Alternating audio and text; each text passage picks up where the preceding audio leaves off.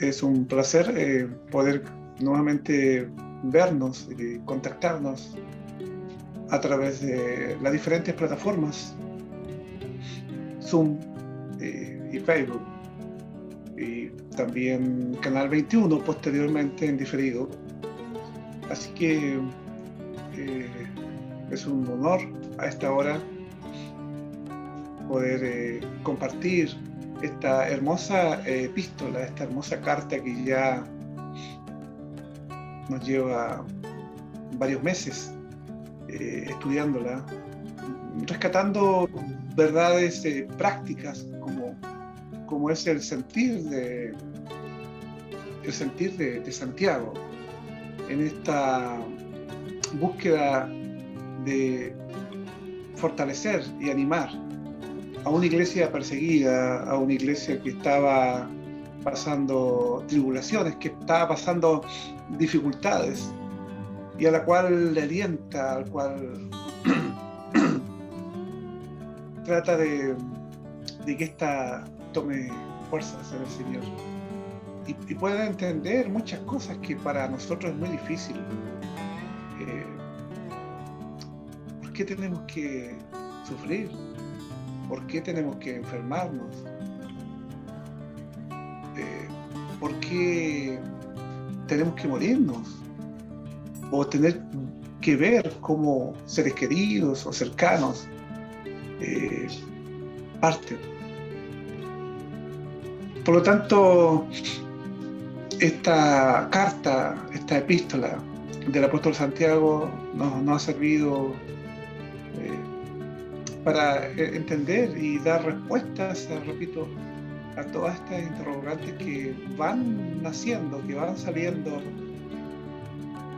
de la experiencia de la vida, de las dificultades. Y muchas veces queremos encontrar y buscar respuesta a cada una de ellas. Y Santiago es una buena carta donde uno pueda encontrar respuestas al por qué sufrimos, por qué nos enfermamos, por qué padecemos, etcétera, etcétera, etcétera. Así que un saludo cordial a cada uno de los que nos están viendo por las diferentes plataformas y por supuesto decirles que estamos transmitiendo mediante esta plataforma Zoom, en la cual nos conectamos a Facebook. Y si ustedes ven, estamos estrenando también un set nuevo, un set especial, gracias a nuestro productor Roberto, que nos hizo este set virtual, justamente con el fondo a la luz de la carta del apóstol Santiago. Así que estrenamos este escenario virtual de tal manera que también pueda realce a lo que nosotros consideramos importante de valorar y de destacar. Y entramos ya de lleno a nuestra carta cuando estamos hablando de un tema como la lengua, donde ahí nos llega y nos toca a todos, cómo esta de repente le damos mal uso, cómo de repente nuestro corazón se desborda y quiere expresar no necesariamente lo que agrada a Dios o lo que pueda ser de bendición para los demás, sino muchas veces lo que nuestro corazón desbordado quiere expresar o quiere dar a conocer.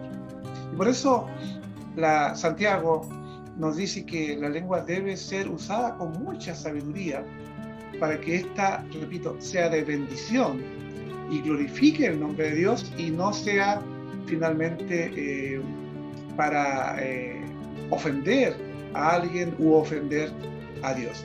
Y Santiago capítulo 3, versículos 7 al 12, vamos a centrar hoy día nuestra reflexión. Así que yo les invito para que mientras pueda usted buscar la epístola del apóstol Santiago, capítulo 3, del versículo 7 en adelante.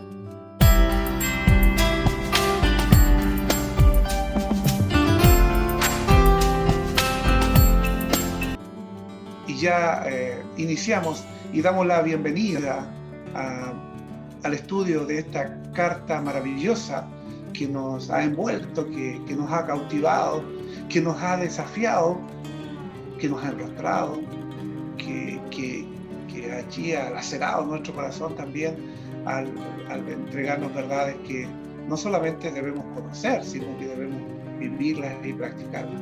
Bueno, voy a Santiago, donde va a centrarse nuestra conversación y reflexión en esta oportunidad. Santiago capítulo 3, versículos 7 al 12. Dice: porque toda naturaleza de bestias y de aves y de serpientes y de seres del mar se doma y ha sido domada por la naturaleza humana. Pero ningún hombre puede tomar la lengua, que es un mal que no puede ser refrenado, llena de veneno mortal. Dice: con ella bendecimos al Dios y Padre, y con ella maldecimos a los hombres que están hechos a la semejanza de Dios. Versículo 10. De la misma boca proceden bendición y maldición. Hermanos míos, esto no debe ser así. ¿Acaso alguna fuente hecha por una misma abertura, agua dulce y amarga? Versículo 12. Hermanos míos, ¿puede acaso la higuera producir aceitunas o la vid higos? Así también, ninguna fuente puede dar agua salada y dulce.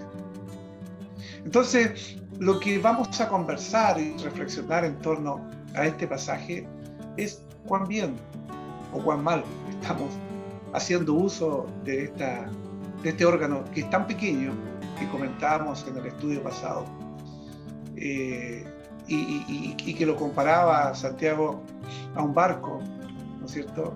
Un tremendo barco, pero un timón muy pequeño que es capaz de darle dirección y guiarlo, sacarlo de una tormenta, como también si no hacemos buen uso de ese timón, que sencillamente naufrague. Y para usar bien la lengua, primero debemos entender una realidad. O sea, somos incapaces humanamente de poderla controlar.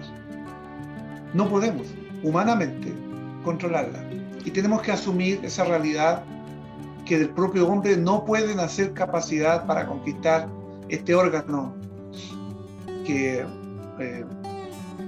nos causa o nos puede causar graves problemas.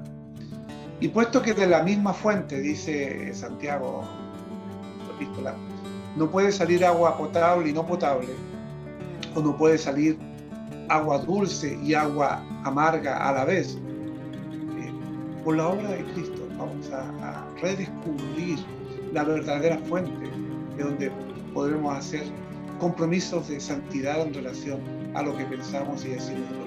En otras palabras, a hacer uso correcto de nuestra lengua para que realmente sea una fuente de bendición para los demás y no exteriorice o evidencie un corazón amargo, lleno de envidia, lleno de odio, lleno de maldad. Por lo tanto, entendemos que lo que rebosa del corazón sale por la boca. De la abundancia de nuestro corazón, esta sale por la boca. Son palabras que Jesús pronunció y que de una u otra forma nos señalan y nos muestran, ¿no es cierto?, que lo que hay guardado del corazón, lo que desea nuestro corazón, lo que creemos, lo que pensamos, lo que sentimos, se evidencia, se exterioriza, se muestra, se da a conocer cuando hablamos, cuando nos expresamos.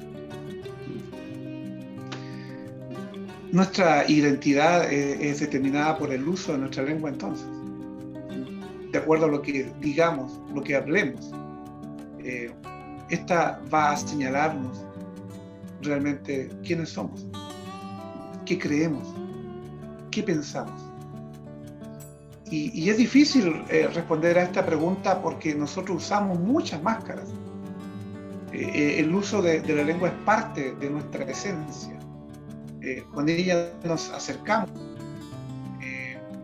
nos entregamos o negamos, apaciguamos, herimos, matamos, maltratamos, injuriamos, blasfemamos, etcétera, etcétera. Y con la palabra seducimos en un texto. Con la palabra liquidamos negocios y amores. Con lo que decimos podemos hundir a alguien, como lo podemos levantar. Entonces, toda esta larga introducción pretende justamente hacernos mostrar y ver Dios a través de Santiago, de la carta de Santiago, la importancia que tiene la lengua en nuestra vida y el uso que debemos con sabiduría darle. Cuando nos expresamos, cuando decimos algo, cuando hablamos, estamos definiendo el curso de nuestra vida. No porque la palabra en sí misma tenga poder para determinar el futuro, sino porque la tiene para definir nuestro presente. Por eso, el buen uso de nuestra lengua nos ayuda a definir también nuestro presente de manera verdadera y honesta. ¿Quiénes somos realmente? ¿Qué creemos? ¿Qué pensamos? Y vamos desglosando estos versículos, vamos analizándolos y vamos al versículo 7 y 8 para los que recién se están integrando. Estamos en la carta del apóstol Santiago, capítulo 3, versículos 7 y 8, dice: porque toda naturaleza de bestias y de aves y de serpientes y de seres del mar se doma y ha sido domada por la naturaleza humana. Pero ningún hombre, dice, puede domar la lengua, que es un mal que no puede ser refrenado, llena de veneno mortal. Y nosotros hemos visto, bueno, ya mucho menos en estos tiempos, en los circos especialmente, cómo aparecían domadores de leones, de tigres, de animales salvajes, capaces de hacerle hacer cosas a los animales y que indicaban, ¿no es cierto?, cómo los domaban, cómo los dominaban, cómo los controlaban. Aquí el apóstol Santiago habla de aves, de serpientes, de seres del mar. Estamos hablando quizás ballenas, tiburones. Pueden llegar a ser domados, algunos de ellos. Y ha sido domada, dice, por la naturaleza humana. Pero ningún hombre puede domar la lengua, que es un mal que no puede ser refrenado, llena de veneno mortal. O sea, como seres humanos podemos llegar incluso a dominar una bestia, un animal, un reptil, un pez salvaje. Y de hecho ocurre. Pero dice, pero ningún hombre, incluso teniendo esa capacidad para dominar ese tipo de bestia, puede refrenar, o puede domar, o puede controlar su lengua. Y aquí dice que está lleno de veneno mortal. Fuerte. Y repito, Santiago quiere darnos aquí a entender de que hay animales de cierta clase que pueden ser dominados, pueden ser domesticados, pueden ser controlados, guiados por el hombre. Pero el ser humano no es capaz de controlar su propia lengua. Y este contraste lo enfatiza aquí Santiago como una carencia, como una falencia, como algo negativo. Y la naturaleza humana, dice, ha conquistado a la naturaleza animal, pero ningún ser humano ha sido capaz de domar la lengua. O mejor dicho, del propio ser humano no pueden hacer la capacidad de tomar totalmente su lengua. O sea, no tiene esa expertise, no tiene más bien esa sabiduría para poderla controlar cuando es necesario. Muchas veces decimos cosas y bien, de las cuales después tenemos que arrepentirnos. Peor cosa cuando ni siquiera nos arrepentimos. Pero después nos castigamos a nosotros mismos haciéndonos ver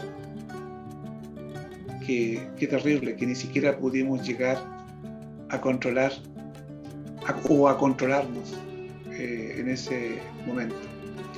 Aunque ese órgano, en cierta forma, no es el que de una u otra forma tiene dominio propio o no tiene una capacidad por sí misma de poder controlarse. Pero Santiago y Dios de una u otra forma quiere ilustrarnos, quiere usar esta metáfora para hacernos ver, señalarnos y mostrarnos lo que en realidad es nuestro corazón. Porque lo que emana, lo que rebosa, lo que sale de nuestro corazón se evidencia generalmente por lo que decimos. Pero la lengua en sí misma no tiene una capacidad suficiente como para mandar al cerebro a que diga tal o cual cosa. Bueno, lo entendemos de esa manera, esta figura, pero lo esencial aquí es que Santiago justamente quiere darnos a entender de que nosotros como seres humanos no tenemos capacidad y control, no somos capaces, en otras palabras, de dominar o controlar nuestra lengua. Y el texto aún dice que es un mal concreto que se usa para dañar, y de hecho nos asegura que no puede ser refrenado. O sea, no hay capacidad humana, no hay estabilidad, no hay equilibrio, no hay moderación. Porque de una u otra manera somos inestables e inconstantes y por lo mismo es peligroso. Y eso se evidencia en cualquier momento en que nos enojamos. Decimos cosas que en nuestro equilibrio emocional y espiritual jamás nos hubiésemos atrevido a decirlo. Y además dice Santiago, además lleva un veneno mortal y lo asemeja a una serpiente venenosa que de manera impredecible es capaz de atacar, de morder, así como una serpiente. Es capaz de, en el momento menos pensado, pero de manera imprevista, atacar, morder y entregar allí su veneno, que muchas de estas serpientes, su veneno es mortal. Entonces, compara a la lengua a una serpiente y el efecto de lo que muchas veces decimos al usar nuestra lengua, al expresarnos de alguien o de algo, es tan mortal como la mordedura de una serpiente venenosa. La solución al problema. Buena pregunta. Mejor respuesta. La solución al problema de poder controlar la lengua parte primero por aceptar una realidad. O sea, aceptar de que no podemos por nosotros mismos controlar nuestra lengua, ni detener los efectos cuando esta ocurre, de tal manera que así como la serpiente al morder y al propagar el veneno, la serpiente ya por sí misma no puede hacer nada para detener los efectos de ese veneno. Claro, la persona puede tomar, inyectarse un antídoto en el caso que pudiera, pero la serpiente por sí misma ya no puede hacer absolutamente nada. De la misma manera, el primer paso, el primer punto que debemos aquí considerar es aceptar esta realidad, que es fuerte, que es tremenda, pero es una realidad No somos capaces de controlar nuestra lengua por sí mismos. Usted dirá, sí, yo en algunos momentos. Claro, pero estamos hablando en términos generales. No somos capaces de controlar nuestra lengua, sobre todo cuando estamos airados, cuando estamos en una situación de ira, de enojo, de celo, de envidia, etcétera, etcétera. Y no somos capaces de controlarla, y menos somos capaces de poder detener el veneno que allí es lanzado, o sea, el efecto que logra esas palabras punzantes muchas veces, como una lanza, como una flecha que causa daño, que causa dolor. Por lo tanto, tampoco podemos irnos al otro extremo, decir en realidad como no puedo controlar mi lengua. Tienen que aceptarme como soy. Y ya, no hay cosa más que hacer. No. Primero, entender que por nosotros mismos somos incapaces de poder controlar nuestra lengua. Punto uno. Ni detener el efecto que ésta produce cual veneno de una serpiente en la persona. Ante esta realidad evidente, por lo tanto, no nos queda otra cosa que someternos al trato de Dios en su vida y en mi vida, para que Él pueda ir corrigiendo, para que Él pueda ir dándonos la sabiduría suficiente como para poder ir controlando este mal y poder someterme al trato de Dios en mi vida para ser sanado por Él. Para muchos pudiera ser esto humillante, para muchos pudiera parecer algo en el cual, ¿por qué tengo que esperar que otra persona haga lo que yo tengo que hacer? Y si pensamos así es porque no estamos reconociendo que no somos capaces de controlar nuestra lengua. Dijimos, no hay nada mejor que quien nos creó, que es Dios, que en el manual aparezca esta falla, la pueden encontrar, pero confíen, yo les doy esta recomendación y esta solución para que la puedan hacer. Ustedes por sí mismos no la van a poder solucionar. De la misma forma, Dios dice, no podemos controlar nuestra lengua, ni detener su veneno que allí se expande como consecuencia de lo que decimos. Por lo tanto, el que nos creó en el manual explicativo, en el manual de usuario que es la Biblia, por usar esa metáfora, nos señala claramente: sometámonos a Él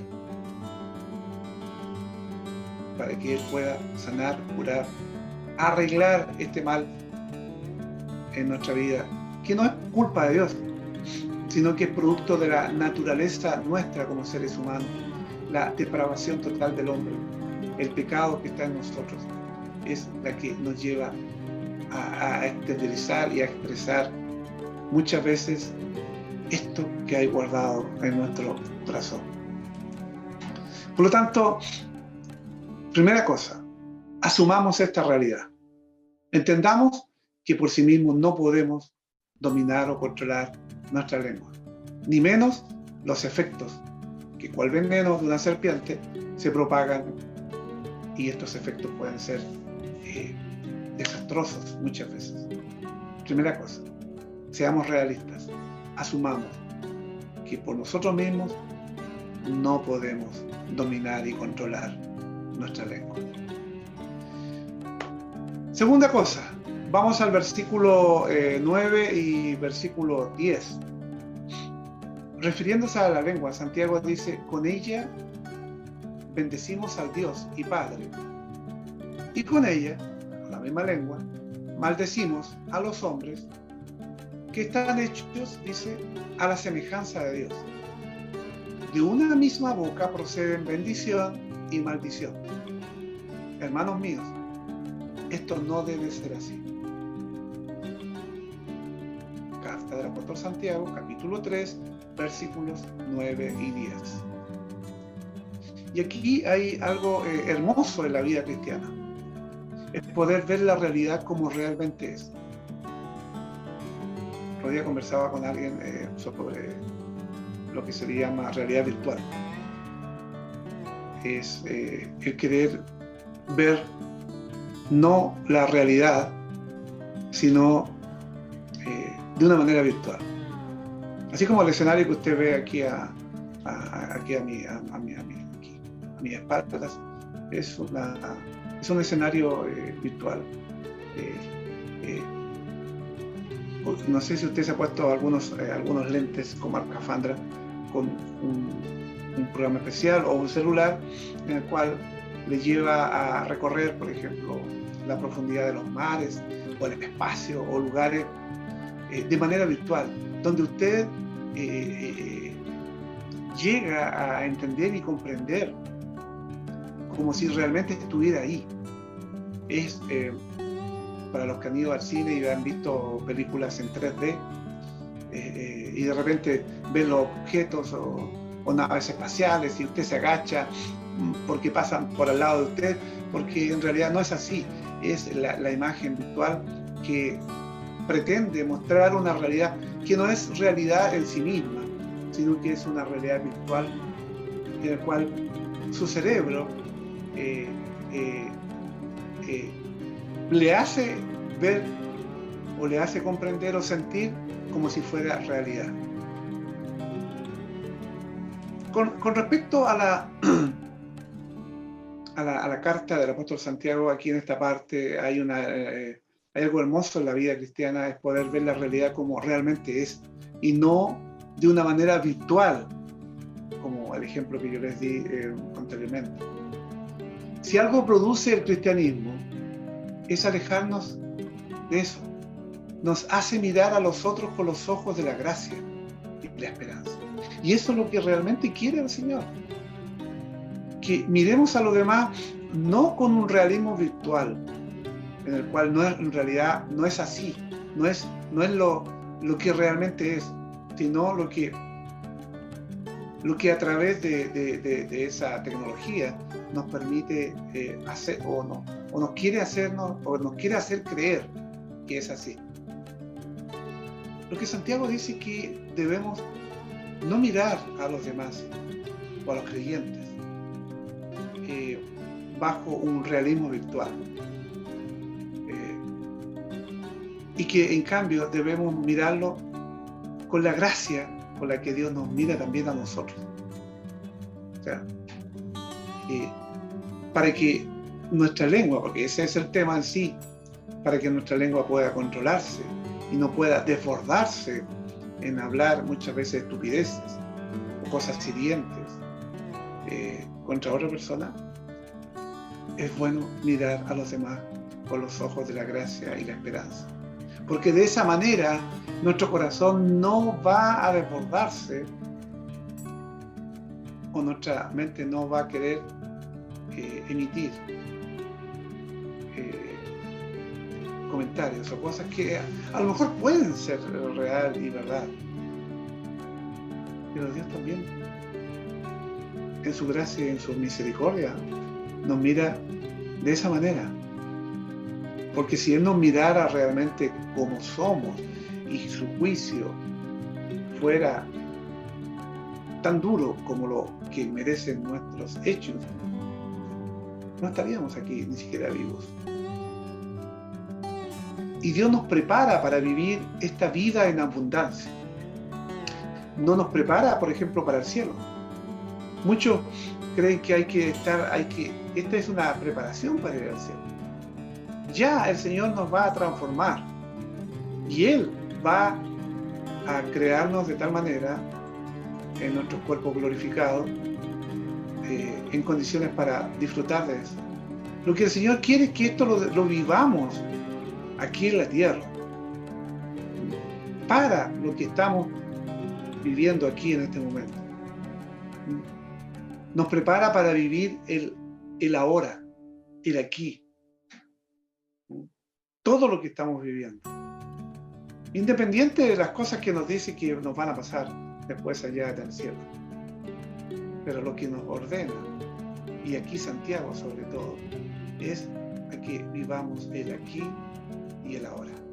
Y el desafío permanente de la vida cristiana es justamente buscar la coherencia, que no tiene que ver con ser una persona intachable o impecable, sino con vencer la paradoja, con luchar con las contradicciones reiteradas y con detener constantemente nuestras inconsistencias para tornarnos personas más auténticas, más humanas, más reales y ya no tan virtuales, que pareciéramos que estamos en una burbuja o estamos actuando ya camino al cielo y nos olvidamos que estamos con los pies todavía puestos aquí en la tierra. El apóstol Santiago, en el capítulo 3 que estamos reflexionando ya por varias semanas, nos dice que quien alaba a Dios en la oración, en la confesión, en los himnos, en los salmos, en las alabanzas, debe ser auténtico, más humano, más real.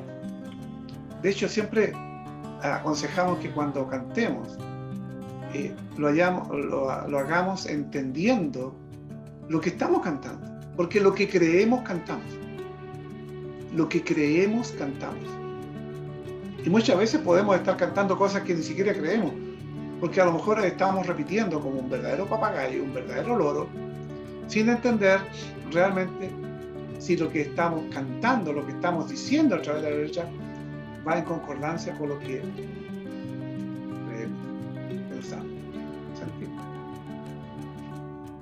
Entonces Santiago nos dice que cuando oremos, cuando alabemos a Dios, cuando digamos lo que creemos o pensemos de Dios al cantar, debe ser algo auténtico, más humano, más real, y debe aprender a ver al otro como su espacio de la gracia y como su sujeto en la misión.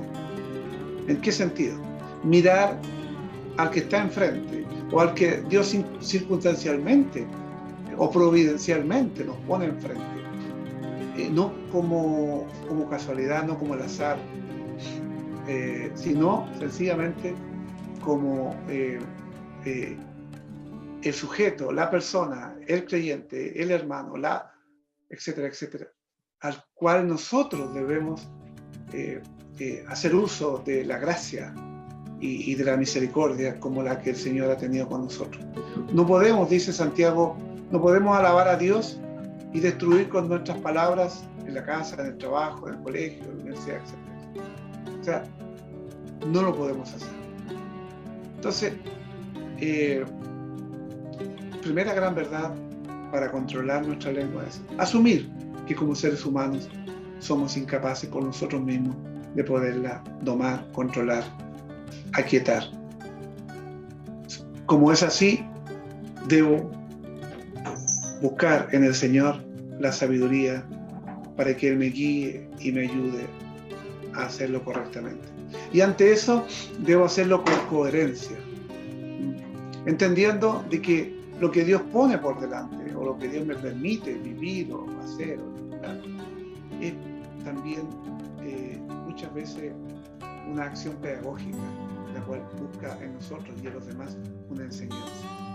Pero debo ser coherente con lo que hablo, en concordancia con lo que creo, pienso, siento. Lo que rebosa del corazón sale por la boca. De la abundancia del corazón habla la boca. Entonces, en tercer lugar, voy al versículo 11 y 12, que son la parte final. Redescubro esta fuente. Y dice Santiago en el versículo 11, estoy en el capítulo 3, versículo 11, ¿acaso alguna fuente hecha por una misma abertura, agua dulce y amarga? Hermanos míos, ¿puede acaso la higuera producir aceitunas o la vid higos? Así también ninguna fuente puede dar agua salada y dulce. Nosotros tenemos en la casa un pozo, una bomba de agua, que la usamos generalmente o principalmente para regar el jardín o el prado. Pero no es conveniente dejar ambas fuentes del agua potable y el motor abierto y encendido del pozo para que puedan emitir, para que pueda salir de la llave agua potable como agua de pozo. En la práctica lo puedo hacer. En ese caso lo puedo hacer. Pero aquí habla de una sola fuente. Una sola fuente. En este caso, sea en el ejemplo que yo he dado, agua potable o agua de pozo. Pero de una de esas fuentes no puedo sacar a la vez agua potable y agua de pozo. Es una u otra. Salvo si de esa manera yo quiero mezclar. De la misma manera, dice Santiago, por el grifo, por la llave, no puede salir agua dulce y amarga a la vez. ¿Acaso alguno echa por una misma abertura agua dulce y amarga? Y naturalmente que la respuesta es que no, es dulce o amarga. O la mezcla de dulce amargo. Y el versículo 12 dice, hermanos míos, ¿puede acaso la higuera producir aceitunas? Naturalmente que no, como de un grifo no puede salir agua dulce y amarga a la vez, de una higuera no pueden salir frutos de aceituna, o de la vid, del parrón, no pueden salir higos.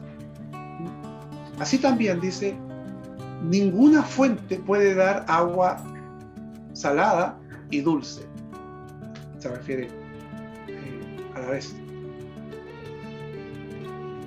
Estimados amigos, de la misma fuente no puede salir agua potable y agua no potable. Agua que podemos beber y agua que no debemos, no podemos beber. Lo que nos dicen nos hace bien o nos hace mal. Sabemos muy bien que cuando decimos algo amargo, no podemos esperar que se saboree dulce. O bien, o hace bien, o hace mal. Y Santiago aquí nos recordaba lo que su hermano mayor Jesús, porque ya demostramos en los primeros capítulos de que Santiago el apóstol es hermano de Jesús, que Santiago recordaba lo que Jesús decía: por sus frutos los conoceréis. Y Jesús dijo: ¿acaso se cosechan uvas de los espinos o higos de los abrojos? Así también, todo buen árbol da buenos frutos, pero el árbol malo da frutos malos. Y eso lo dice Mateo capítulo 7, para que usted lo pueda buscar después, versículos 16 y 17. Entonces, Santiago nos dice que el fruto nunca será mejor que el árbol que lo produce. Y el árbol es lo que es su raíz. Si la raíz es mala, el árbol entonces será malo. Por eso tampoco lo salado no puede producir agua dulce, porque su naturaleza se lo impide. Es decir, cada cosa produce según su naturaleza y según su fuente. De ahí que, anticipándonos un poco la conclusión de un corazón no regenerado, de un corazón no salvado, de un corazón que Cristo no está en su vida, no puede salir nada bueno, porque está muerto en delitos y pecados. Y un muerto espiritual, hay una depravación en su vida, de la cual todo lo que emana, todo lo que sale, finalmente evidencia expresa, manifiesta lo que hay allí en ese corazón, no regenerado o no cambiado por el Señor. Por eso tampoco dice lo salado no puede producir agua dulce, porque su naturaleza se lo impide. Y la naturaleza del ser humano sin Cristo naturalmente va a actuar de esa manera, por su naturaleza, por su esencia, por lo que Él es. Santiago nos plantea que la vida es la aventura de descubrir y recuperar nuestra verdadera identidad en Cristo. Y por la obra de su Espíritu debemos redescubrirlo para que a partir de esta identidad hagamos compromisos. Y hagamos estos compromisos justamente con la intención de cambiar todo esto que hay guardado en nuestro corazón y se evidencia cuando lo que expresamos, lo que decimos, ¿no es cierto?, no va a traer bendición a las demás personas. Asumimos esta realidad o asumamos esta realidad de entender de que no podemos controlar nuestra lengua por nuestro propio impulso, por nuestra propia naturaleza, por nuestra propia esencia, por nuestros propios impulsos, por nuestras propias capacidades. Y en vez de estar luchando en que un día sí, que un día no, que otro día regular, que otro día no muy bien, que otro día muy mal, en vez de estar en este juego, mejor asumamos esta realidad. Porque el constructor, porque el que nos creó, nos dice en su manual de que tenemos esa falla. Y no producto de quién nos creó, sino de quién la está usando por ese corazón que en la caída, en el pecado, lo transformó en un corazón depravado que tiende a alejarse, a hablar contra Dios, a no buscar a Dios, a no desear estar con Dios. Y naturalmente ese corazón va a expresar y va a usar la lengua como el órgano para manifestar su sentir, su creencia. Por lo tanto, asumamos esta realidad y creámosle a Dios. Y creámosle a este manual explicativo, este manual del usuario que tenemos, que es la Biblia, en el cual nos dice que tenemos esa falla y que tenemos que someternos a las indicaciones de el que los creó. Y lo compara a una serpiente,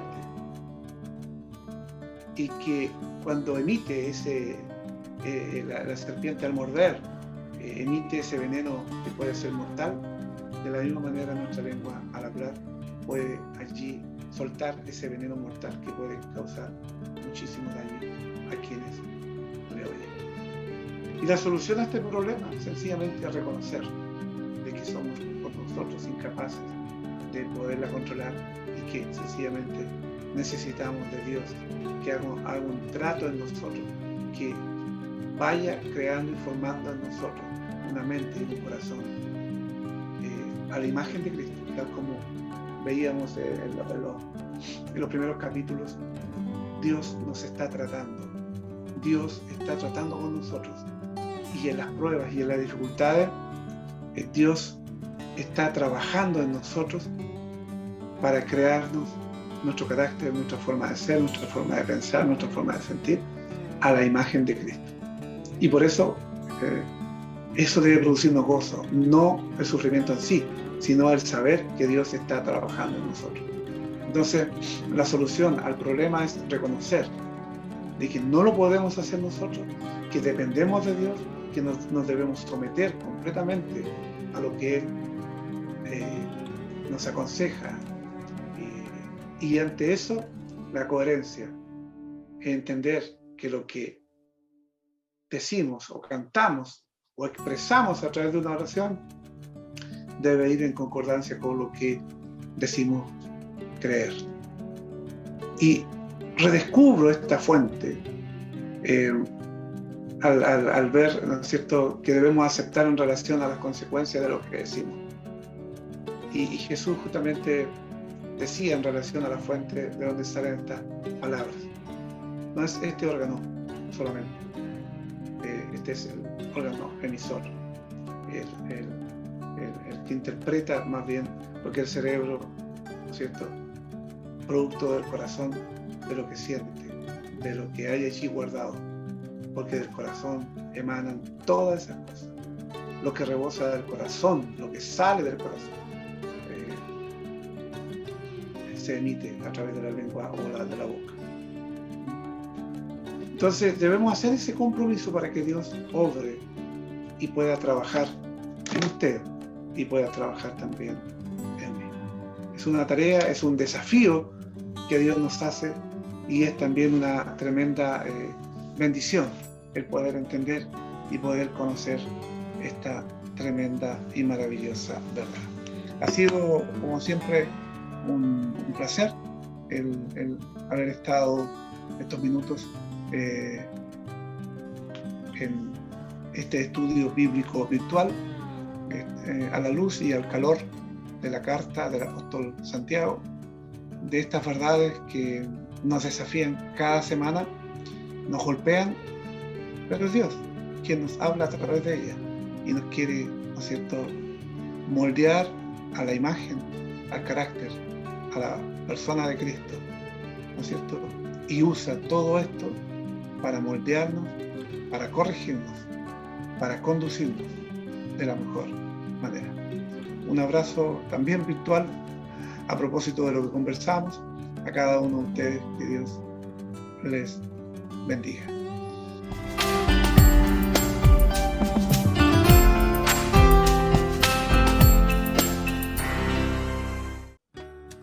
Desafíos para un profesor en cuarentena y que enseña a distancia vía stream o virtual.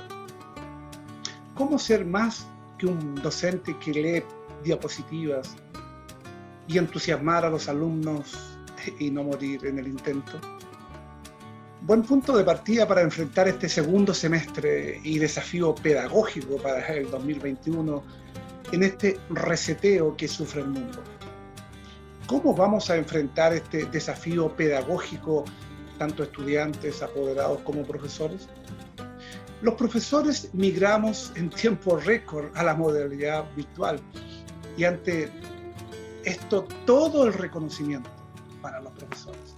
Aunque el ministro diga que estamos cómodos en nuestros hogares, de la noche a la mañana, sin entrenamiento y a menudo sin ancho de banda suficiente, nos tiene a muchos docentes agobiados y muchas veces más preocupados de la forma que el contenido. Más si va a funcionar Internet, el PowerPoint, el video, etc., que los contenidos mismos. Muchas veces, con una mirada tecnócrata o técnica, creemos que solo se necesita aprender a usar los programas disponibles para dictar el mismo curso de siempre y solo cambiando los contenidos, sin contar los hackers infiltrados o estudiantes estresados que ofenden groseramente a los maestros. Ya esto se ha evidenciado lamentablemente. Y seguimos preparándonos gracias a los tutoriales de Internet, porque creemos que no podemos pasar 40 o 90 minutos leyéndoles a nuestros alumnos un PPT, un PowerPoint, un video o un link. Y vienen los desafíos para motivar a estudiantes nativos digitales que son enseñados por docentes analógicos muchas veces. Hoy en mi clase una alumna dio un resumen del por qué la escasez de alumnos en las diferentes asignaturas. En ese curso un 30% ingresa y algunas veces el 30% de ese total termina la clase. O sea, si hay 30 alumnos, ingresan 10 y terminan 3 la clase. Unos, dijo ella, unos porque temen encontrarse con clases intervenidas por indeseables, llámense hackers, o alumnos, o incluso apoderados que quieren allí participar, muchas veces de mal humor. Otros porque no cuentan con computador, teléfono o internet, y otros porque no quieren participar en clases. Y ante esto los profesores tratamos de preparar nuestras mejores clases para lograr aprendizajes significativos en nuestros estudiantes. Aun cuando estamos en cuarentena, no queremos que nuestras clases entren en esa clasificación, pero tampoco creamos que hacemos mejores clases, como escuché decir una vez a un docente. Leía a un especialista, Federico Navarro, del Instituto de Ciencias de la Educación de la Universidad de O'Higgins. Decía él que en esta catástrofe sanitaria muchos están atravesando momentos de ansiedad y angustia, temor ante la enfermedad, amenazas a la economía familiar, confinamiento y cuidado de otros. En consecuencia, se amplía el tiempo que requiere completar una lectura, por ejemplo, disminuye la capacidad para resolver una tarea de alta demanda cognitiva y concentración también, y se incrementa la incertidumbre y las dudas ante nuevos desafíos. Pasar a una modalidad online en tiempo de catástrofe requiere adaptar objetivos, tareas, lecturas y exigencias al contexto que vivimos. Y es así, el currículum ha dado lugar a los llamados aprendizajes prioritarios. Estos, como su nombre lo indica, prioriza los más destacados objetivos de cada asignatura para lograr con ellos aprendizajes de valor y significativos, sobre todo en estos tiempos de pandemia. Pero por favor, construyamos un formato de aprendizajes interactivos que escuche a los estudiantes, que atienda a su humanidad y necesidad espiritual, y no solamente una entrega de contenido fuera de contexto sanitario, económico y social que vivimos, reduciendo la carga académica al mínimo necesario y ofrecer modalidades diferentes de participación. En aprendizaje, cantidad y calidad no son equivalentes. Para responder a este desafío, este especialista de apellido Navarro aconseja a los docentes y tomadores de decisiones, sobre todo, considerar el uso de programas adecuados para acciones de enseñanza online. Muchas plataformas no permiten retroalimentación, demostración, interacción, por ejemplo, resolución de problemas en equipo, secuencia de actividades, screencast, clases en vivo o evaluación entre pares. Si no se cuenta con plataformas robustas de learning, el académico aconseja combinar algunos programas gratuitos. Por ejemplo, Zoom tiene la gratuidad para clases hasta 40 minutos. Otro programa es el OBS, que es para filmar pantallas. El Google Form para responder cuestionarios. El OpenShot para editar videos, etcétera, etcétera. Pero un grave problema es la Internet, que muchos no tienen o tienen que compartirlas, al igual que sus teléfonos y computadoras, con sus padres o hermanos que también trabajan en su casa a distancia. También es recomendable la entrega de contenidos en forma asincrónica, dicen los expertos, y hay que escucharlo. Aunque parezca inicialmente más trabajo, por ejemplo, grabar una PPT, o sea, un PowerPoint con la voz del docente, o hacer cápsulas de 10 a 30 minutos máximo, subir una lectura clave o compartir, por ejemplo, un apunte sobre el tema de la clase, son formas de disponibilizar el contenido para todos. Aunque no tengan acceso estable a Internet o deban ocuparse de otros asuntos a la hora de la clase, después pueden buscar o alguien se las puede enviar, o el mismo docente se las puede enviar muchas veces por correo. Tampoco, dicen los expertos, se recomienda subestimar el tiempo que toma hacer una lectura en esta situación excepcional. Por ejemplo, hay que dosificar y seleccionar las lecturas esenciales.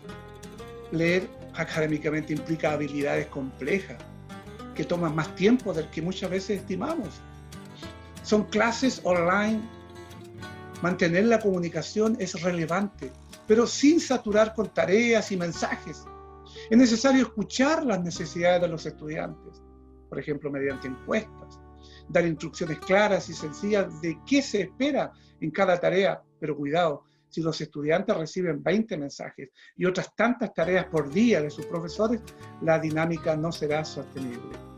Los expertos hoy nos aconsejan aprovechar el potencial de la escritura para el aprendizaje, también es importante. Sin olvidar el punto anterior, la elaboración de trabajos diversos, con temas, propósitos y destinatarios distintos de forma individual o colaborativa, en formatos distintos, por ejemplo un blog, mapas conceptuales, tweets, videos, audios, etcétera, etcétera. Representa una oportunidad para movilizar y transformar aprendizajes en este nuevo entorno. Hoy la transformación de las formas, que son tradicionales de enseñanza presencial, las que estábamos acostumbrados, y las necesidades afectivas y motivacionales de la comunidad educativa deben guiar las decisiones pedagógicas en esos tiempos inciertos, y no los dictámenes de tecnócratas que detrás de un escritorio dan cátedra de cómo debe ser la enseñanza-aprendizaje en estos tiempos y quieren llenar de papeles sus escritorios. Y nos llenan de papeles también a nosotros. Por ello se hace necesario en estos tiempos que no son normales, subrayo, no son normales, contengamos a nuestros estudiantes con empatía y solidaridad. Y las clases de religión, relegadas muchas veces en importancia, son un medio de contención y esperanza en un Dios vivo y verdadero que aún en estos tiempos sigue teniendo el control de todo. Si lo tuvo en el diluvio, hoy de igual forma cuida de los suyos, su creación más valiosa. Fe, esperanza, gracia y paz para todos ustedes. Saludos cordiales.